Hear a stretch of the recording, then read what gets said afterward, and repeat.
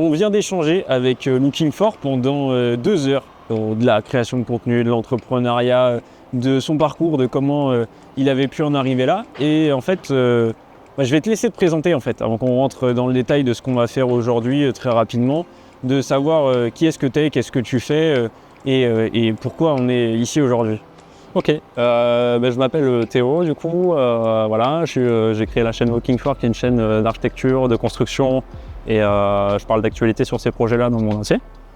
Et j'habite aussi Bordeaux et donc j'ai choisi ce quartier Mériadec parce que on est dans un quartier d'affaires, le quartier d'affaires de Bordeaux. Et c'est un quartier que j'aime bien venir ici me balader de temps en temps.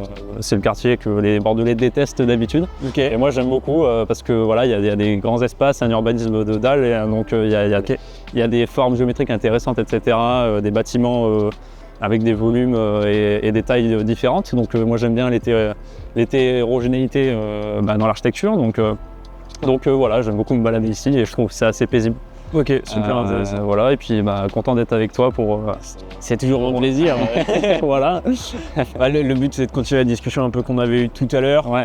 Là de parler un peu plus d'urbanisme, de ta passion, de comment tu en es venu en fait à avoir envie de parler de ces sujets-là, de faire une fac de géo, ce genre de choses.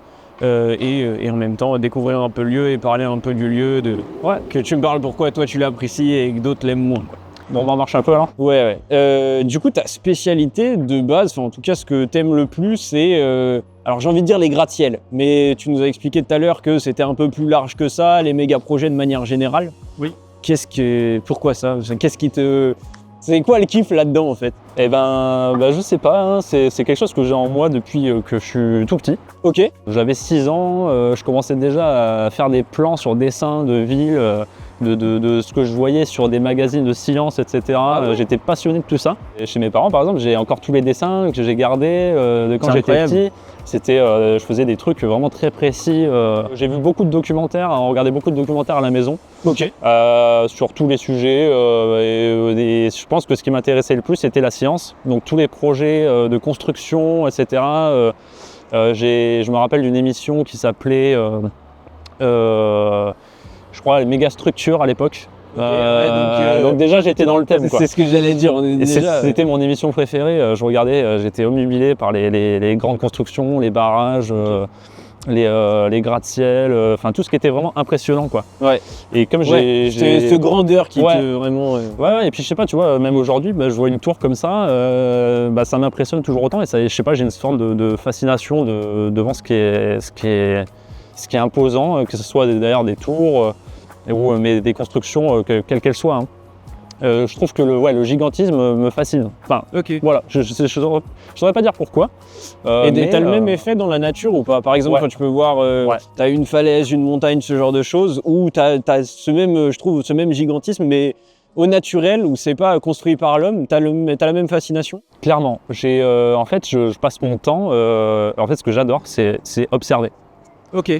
J'adore me balader en fait et je pense à rien, juste j'observe mon environnement. Contemplatif. Voilà, je suis dans la contemplation. Ouais. Ça me fait un bien fou et pareil, ça me fait la même chose quand je vois un paysage, une montagne, tu vois, même un paysage de forêt, de vallons, etc. Moi j'ai grandi en Dordogne, donc il y a des beaux paysages et ça me fascine toujours autant. Ce que la plupart des gens trouvent moche, par exemple quand j'étais gamin, les usines, etc., je trouvais ça beau. En fait, je voyais dans les formes, les lumières, enfin, je sais pas, il y avait quelque chose qui se dégageait, je trouve. Ouais. Et même, je voulais faire de la photo de paysage industriel à un moment. T'as une fascination, une obsession pour ça? Ouais, j'ai vraiment une fascination, que ce soit les paysages de toutes sortes en fait, mais surtout urbains et les constructions des hommes, c'est vrai que ça me captive d'autant plus. Même quand les gens trouvent ça moche, comme Mériadec. Une des premières photos où j'ai commencé à faire de la photo comme ça en amateur, c'était ce bâtiment-là, tu vois. Ce bâtiment, donc cette immense tour la plus haute de Mériadec, qui se voit assez loin dans la ville d'ailleurs. Ah ouais? Ouais, on la voit de loin j'avais fait des photos comme ça en contre-plongée et j'avais fait des retouches pour qu'on croie que c'était un vaisseau spatial. Ah. Ouais, et franchement ça donnait assez bien. Je vois l'idée. J'ai fait beaucoup de photos à Mériadec, vraiment en prenant les bâtiments d'en bas, en jouant avec les formes, etc. Je trouvais ça vraiment intéressant. C'est pas forcément sur ce pont-là, mais je crois que c'est de l'autre côté. De l'autre côté, tu as une meilleure vue avec le tram en fait, tu as les 2 allées de tram. Ok. Et en fait, tu as une perspective comme ça qui est vraiment intéressante. Bon, et on va y aller juste après. Ouais, on pourra y aller. Et voilà, mais je sais pas, j'adore la symétrie, tu vois, de voir ça, je sais pas, ça. Quand tu vois ce genre de rue, je comprends, parce que t'as des grands bâtiments de chaque côté, ça te fait, en fait, même comme dans le naturel, quand t'es dans un canyon ou un truc comme ça, je trouve que c'est très impressionnant d'avoir ces parois rocheuses et au milieu souvent un cours d'eau. Et en fait, je trouve que tu retrouves cette sensation de, tu te sens petit, tu vois. Et genre, je trouve ça impressionnant de voir. Tu te sens aspiré dans le paysage, tu vois. Enfin, t'as cette ligne de fuite là, tes pieds en même temps, t'es compressé. Enfin, ça oppresse la plupart des gens, tu vois. Ouais. Mais je sais pas, quand je me balade genre à la Défense ou voilà, dans une dalle comme ça, bah, je sais pas, je me sens tout petit dans un environnement qui est. J'en sais rien. Bah, je saurais pas expliquer plus précisément que ça. C'est plus un ressenti en fait. Ça, j'essaie de le véhiculer aussi à travers mes vidéos. Alors surtout au début quand j'ai commencé, voilà, parce que j'ai parlé beaucoup de gratte-ciel. Après voilà, je me suis diversifié et maintenant je parle beaucoup de méga projets au sens large. Donc il y a moins cette notion de paysage, de paysage urbain. Oui, parce que forcément, en barrage, bon. Ouais. Mais quoique dans un environnement, ça peut créer un paysage en soi. Et il y a des constructions qui sont vraiment esthétiques, qui s'harmonisent bien dans leur environnement. Hein. Et donc cette passion te vient tout petit et quand t'es petit, tu la cultives un peu, tu t'es forcément comme n'importe quel enfant, t'es à fond dedans. Et après, je sais pas, il y a eu une période de désamour ou de désintérêt où en fait ça a toujours été là, où t'étais toujours à fond dedans. J'ai eu une période, surtout à l'adolescence, où j'ai délaissé ça, je dirais à partir du collège. Enfin, c'était pas l'adolescence, mais voilà, à partir de ces années-là. Okay. Ouais, je suis rentré au collège, je me suis un peu désintéressé de tout ça. Mais j'ai gardé toujours une oreille. Ouais. C'est-à-dire que je voyais une émission où mon père regardait ça à la télé, ben j'allais voir, tu vois. Tu vois, il y avait toujours ça. C'était toujours là quand même. Ça n'a jamais vraiment disparu. Je l'ai mis de côté un peu. Mais ça m'est revenu quand je suis allé en voyage à Londres, quand j'étais au lycée. Et en fait là, la City. Ouais. Et là, quand j'ai vu la City, c'est un truc, hein. Ouais, ça m'a fait quelque chose, quoi. De voir ça en vrai, et je sais pas pourquoi. En plus, j'ai un truc avec Londres. J'adore cette ville et j'adore Alors, je trouve que la skyline de Londres, donc la skyline, c'est le paysage urbain, c'est la silhouette urbaine en fait, qui est dessinée par les bâtiments. Je la trouvais particulièrement fascinante. Honnêtement, à l'époque. Là, ça a changé, il y a beaucoup trop de tours, c'est devenu n'importe quoi. Les tours, il n'y en a aucune qui se rose. Enfin, il n'y a pas de cohérence, je trouve. C'est moins esthétique que ce que tu trouvais à l'époque. Beaucoup moins qu'à la Défense, par exemple, où là, il y a beaucoup plus d'homogénéité, il y a plus de symétrie. Il y a moins d'extravagance. Par exemple, il y a un bâtiment qui a fait très polémique à Londres, on l'appelle le talkie-walkie. Ok. Parce qu'en fait, il a une forme de talkie-walkie. Et en fait, il y a une grosse polémique avec ce bâtiment parce que il est incurvé, si tu veux, il est énorme, il est très très gros. Et en fait, sa façade est incurvée comme ça.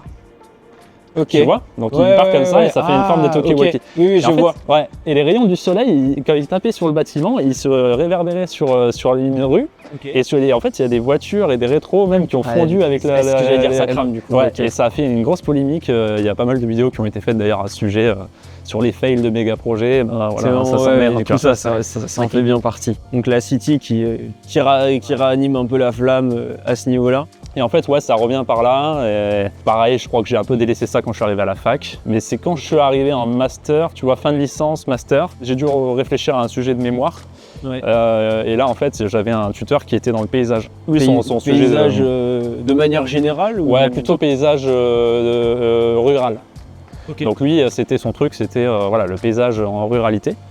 C'est-à-dire, si jamais tu peux expliquer pour des non-initiés, du coup, est-ce que ça veut dire, parce que du coup, paysage rural dans ma tête, soit c'est un champ et c'est très plat, soit c'est des arbres et... Bah en fait, c'est les clochers des églises, par exemple. Ok, mais du coup, ok. Donc rural, mais du coup toujours dans l'urbanisme ou dans la construction humaine. Quel type de culture, par exemple? Est-ce qu'il y a des haies, tu vois, ce genre des vignes? Ça, c'est un paysage aussi, le paysage du vin, tu vois, il y a plein de choses comme ça. Et donc moi, ce qui m'intéressait, c'était la ville, le paysage urbain et notamment le paysage avec les bâtiments de grande hauteur.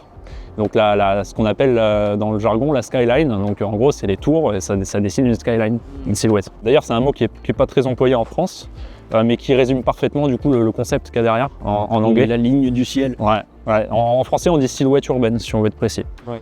Voilà. Et donc c'est là que c'est revenu quand j'étais en master. j'ai fait mon mémoire sur ce sujet-là, la skyline de la Défense, et c'est comme ça aussi que j'ai créé ma première vidéo sur la Défense. Ouais, c'est ce que tu nous racontais tout à l'heure. Ouais, ce qu'on disait, ouais. Je t'interromps 2 secondes. J'aime beaucoup, moi, ce genre de... Alors, je sais pas ce que t'en penses, mais pour moi,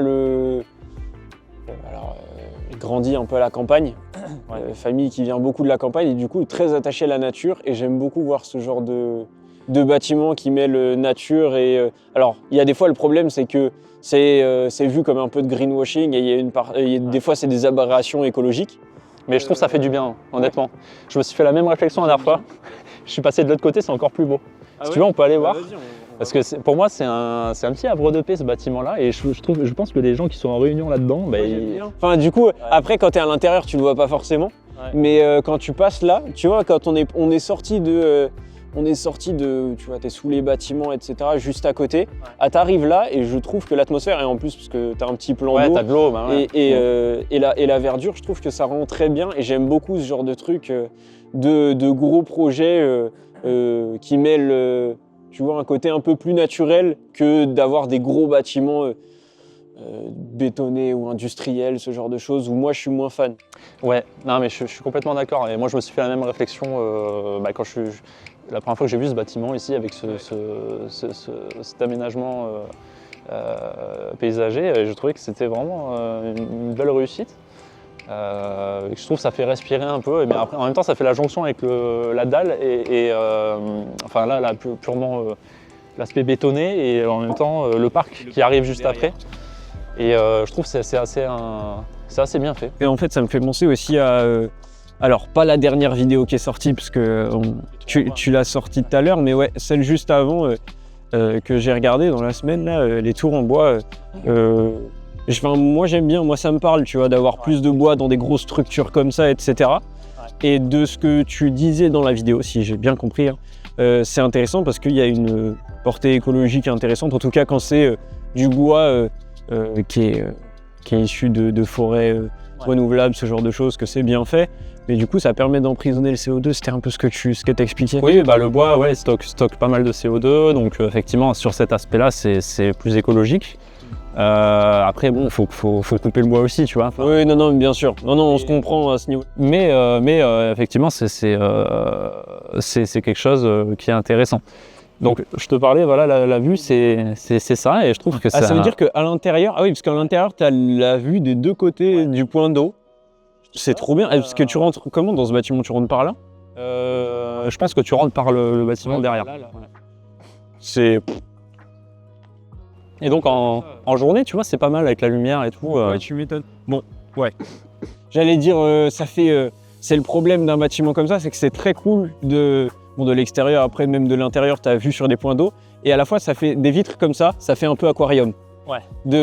T'es dans un parc public, les gens passent, ont envie de regarder. C'est vrai qu'il peut y avoir ce côté-là, mais en vrai, il n'y a pas beaucoup de gens qui passent ici. Ah ouais, ok. Ouais, c'est quand même assez désert, même en journée, il n'y a pas grand monde. Puis en plus, là, c'est en travaux. Là, c'est vrai qu'au moment où tu dis ça, on entend les oiseaux. C'est tout. Il y a des fontaines normalement, mais là, elles sont en travaux. Donc je pense que là, c'est vraiment le pire moment pour faire un vlog ici, je crois. Mais c'est pas grave. Est-ce que tu as des méga projets préférés ou des trucs comme ça qui te parlent? Parce que tu as évoqué un peu la City, tu vois. Ouais. Mais de voir les trucs de cœur qui, toi, te passionnent, ou à chaque fois, quand tu regardes des images, t'es en mode c'est incroyable. Moi, déjà, la première chose qui me vient à l'esprit, c'est New York, déjà. Juste la ville de New York est incroyable. Ouais. Moi, quand tu parles de skyline, l'image de New York, c'est la première chose. C'est le premier truc. Hein. Ce qui me vient en tête, il y a mon bâtiment préféré, tu vois, de cette ville-là, c'est le Chrysler Building. Ok. C'est pas l'Empire, c'est le Chrysler, qui est souvent confondu d'ailleurs, les gens le confondent souvent. Parce qu'ils ont un peu la même forme, là le Chrysler est beaucoup plus fin. Et j'avais fait un sujet une fois sur une tour en construction à New York qui n'a jamais abouti. Okay. Alors la tour existe bien, mais en fait elle s'est arrêtée à 100 mètres, un peu plus de 100 mètres de haut. Et en fait à la base ça devait être le plus haut bâtiment de la ville. D'accord. Et en fait, il y a eu le krach boursier en 29 qui est passé par là, et il y a eu aussi d'autres facteurs qui ont fait que la construction a été abandonnée à ce niveau-là. D'accord. Mais à la base, ça aurait dû être une tour et vraiment immense, 450 mètres, je crois, de mémoire. Et en fait, c'est génial parce que cette tour-là m'a donné en faisant mes recherches, je voulais faire qu'une vidéo sur cette tour. Ok. Et par contre, en fait, j'ai découvert d'autres choses. Il y a plein de produits, de méga projets inachevés. En fait, non, c'est pas ça, c'est carrément lié à ce projet-là. J'ai trouvé un gars qui est delinéateur. Donc en fait, c'est un delinéateur, c'est un gars qui fait des dessins pour les architectes. Donc qui est dessinateur, mais pour l'architecture. Et cette personne-là s'appelle Hugh Ferris, qui a sorti un livre qui s'appelle Metropolis of Tomorrow, dans lequel en fait on retrouve toutes ces esquisses de bâtiments il avait conçu carrément des villes hyper fonctionnalistes en fait, où tu as des formes des immenses centres administratifs, des centres des sciences, mais genre des bâtiments énormes, tu vois. Ouais. Et avec tout lié sur un damier géant, tu vois. Et j'avais fait une vidéo là-dessus, du coup. Je partais de ce bâtiment et j'arrivais à ça. C'est là où... Ouais. Et en fait, ce mec-là, ses dessins ont carrément inspiré le Batman de Tim Burton. Ah, okay. Il a inspiré en gros, le directeur artistique qui était chargé de faire les décors de Gotham City pour ce film-là. Et donc il s'est inspiré des dessins de Hugh Ferris des dizaines d'années avant, bien avant d'ailleurs, pour réaliser le Gotham City d'aujourd'hui qu'on connaît, qui est complètement sombre, chaotique, etc. Et ça vient de là. Ça vient en grande partie de là. Et donc en fait, je suis parti d'un gratte-ciel qui n'a pas été fini à du coup un personnage qui a inspiré les décors de Gotham City. Et pour moi, c'est une de mes meilleures vidéos aussi. Ça, c'est incroyable. Et je suis dégoûté parce qu'en vrai, elle n'a pas été vue. Ça fait combien de vues aujourd'hui? Je crois qu'elle a 45 000 vues. Ah ouais, ok. Mais elle aurait mérité d'être vue beaucoup plus parce que c'est passionnant comme sujet, je trouve. C'est super bon, j'avoue, de voir. Et en plus, même toi, c'est marrant parce que la manière dont tu le racontes, tu découvres ça. Ouais. Alors que c'était pas du tout le but d'en faire une vidéo, c'est arrivé comme ça parce que en fait. Tu passes d'un sujet à un autre, toi-même t'es passionné par le sujet, donc forcément, naturellement. En fait, c'est ça, là pour le coup, c'est un processus je me suis laissé guider par mes recherches et j'en suis arrivé là et en fait, je me suis dit, je peux pas passer à côté de cette information, quoi.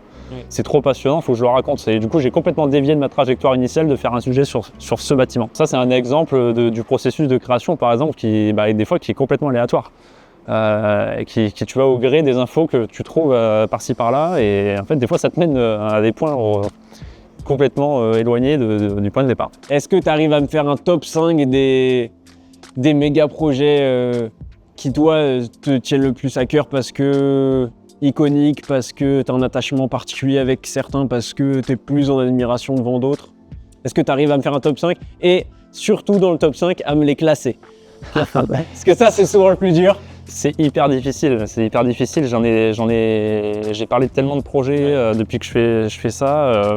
Un de mes gratte-ciel préférés modernes, ça reste la tour de Shanghai, donc la Shanghai Tower, qui est le plus haut bâtiment de Shanghai. Je sais pas, ce bâtiment m'inspire par sa forme. Je le trouve très raffiné. Et très doux à la fois dans ses formes et à la fois très imposant. Okay. Voilà, pour moi c'est vraiment on est dans le futur, quoi. Quand je vois ça, on pourrait être en 2100 et que ça ne m'étonnerait pas qu'on ait des bâtiments, dans l'imaginaire en tout cas qu'on a du futur. Voilà, je trouve ça y a sa place. Après tout le monde ne sera pas d'accord avec ça bien sûr, mais bien sûr, en tout cas, voilà, mais ouais, pour moi c'est un des plus beaux gratte-ciel qui a été construit à ce jour. Après je t'ai parlé du Chrysler Building, mais après en termes d'autres types de projets, il y a le viaduc de Millau forcément.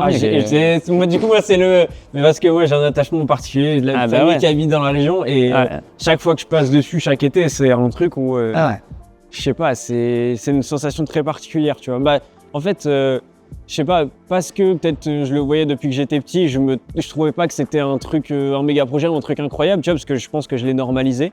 Et à chaque fois que je repasse dessus, ça me fait quand même cet effet, en fait, justement, on parlait tout à l'heure, contemplatif, tu passes, tu regardes ce viaduc, tu regardes tous ces câbles, etc. T'es en mode waouh. Enfin, c'est fou, et même quand tu le regardes dans le paysage, en fait, maintenant, ça fait partie du paysage.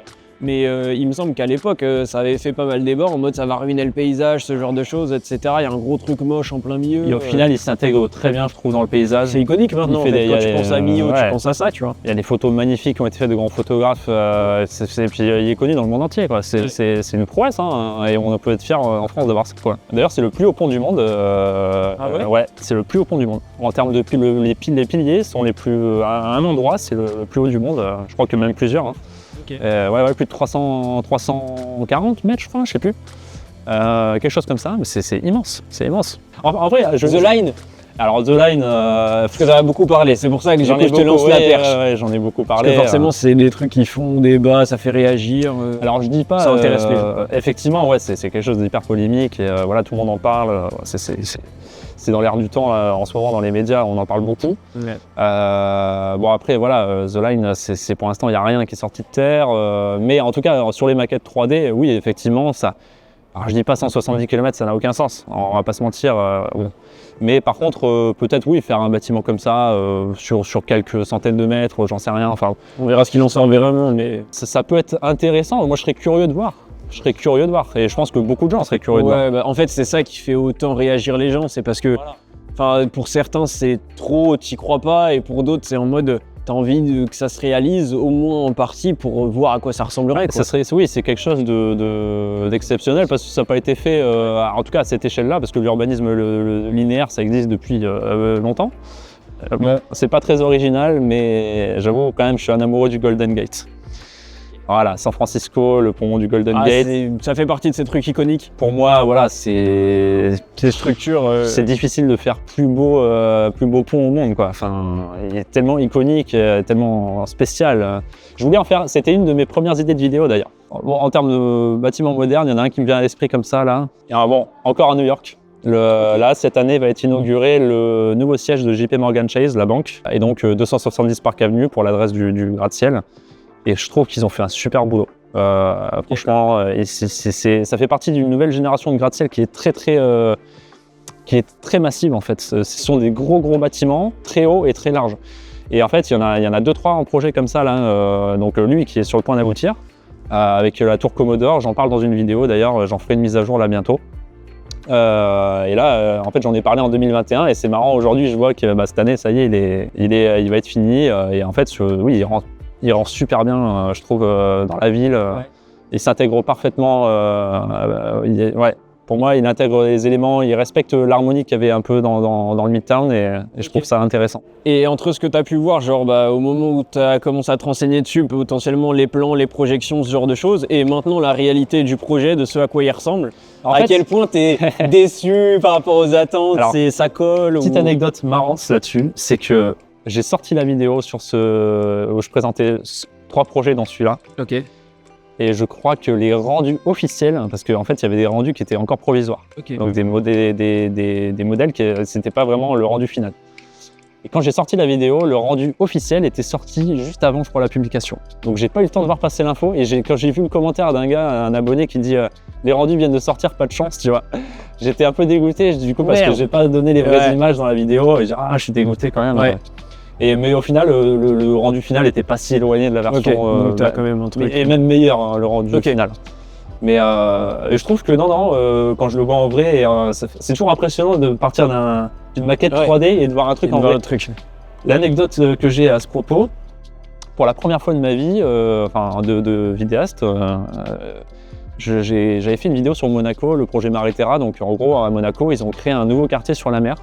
Donc ils ont gagné 6 hectares sur la mer en créant un tout nouveau quartier. C'est un projet qui a duré sur plus de 10 ans, un gros projet.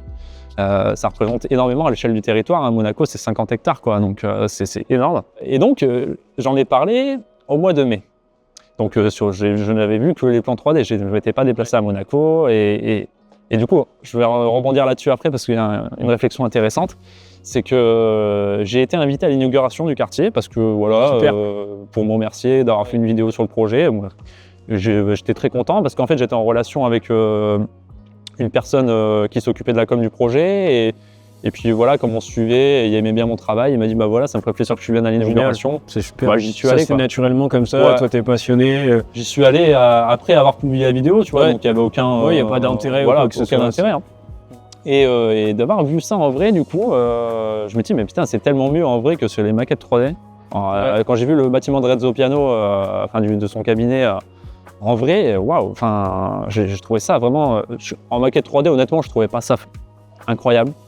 Mais le voir en vrai, c'était complètement autre chose. Ouais, c'est là où C'est- tu prends une claque et Ouais, j'ai pris une claque. bah, tu honnêtement. vois la grandeur du truc. Ouais. Il y en a beaucoup qui n'ont pas aimé, avec qui j'ai discuté, voilà, Ok. c'est certains Qui spécialistes était dans sur l'archi. place, etc. Ouais, Ouais. bon, ils trouvaient ça pas si incroyable. Moi, j'ai beaucoup aimé. Ok. J'ai beaucoup aimé, j'ai été moins critique.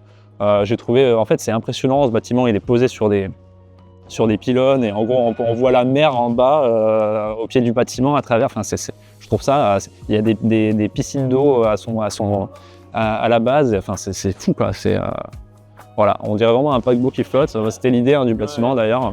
Et voilà, et donc, en fait, j'en suis venu à la conclusion après ce séjour à Monaco. Je me suis dit, en fait, je parle de choses, mais je les connais pas en fait. Ok. Je les comprends pas forcément, Ouais. tu vois, parce que je les ai pas vus en vrai. Alors, je parle beaucoup de projets qui sont pas encore faits, Oui, donc c'est bien normal. sûr. Mais par contre, ça m'a donné vraiment envie d'aller sur le terrain pour investiguer beaucoup plus et voir de quoi je parle en vrai, parce que ça n'a rien à voir entre ce qu'on lit sur Internet et aller voir et se faire sa propre opinion. C'est complètement différent et c'est ça que j'ai envie d'apporter dans la chaîne à l'avenir. Trop bien. C'est ce vécu, cette expérience avec et rencontrer les archis aussi, ce que j'ai fait à Monaco. J'ai pu même faire une interview avec Valo des Pistres, de l'agence Valo des Pistres, et Michel Deving qui a fait de l'aménagement paysager. Et c'était hyper enrichissant. J'ai appris énormément de choses et j'ai eu des informations qu'on n'avait pas sur Internet. Et ça, donc, j'ai envie de l'offrir plus tard, de plus en plus, quand j'aurai les moyens de le faire. Ouais. Parce que c'est aussi, ça demande des coûts supplémentaires. logistiques, On en des parlait coûts, tout à l'heure. voilà, ça se fait pas comme ça. C'est vraiment le petit plus que je veux apporter. Ouais, bah tu vois, on en parlait tout à l'heure d'aller chercher le next level sur le contenu.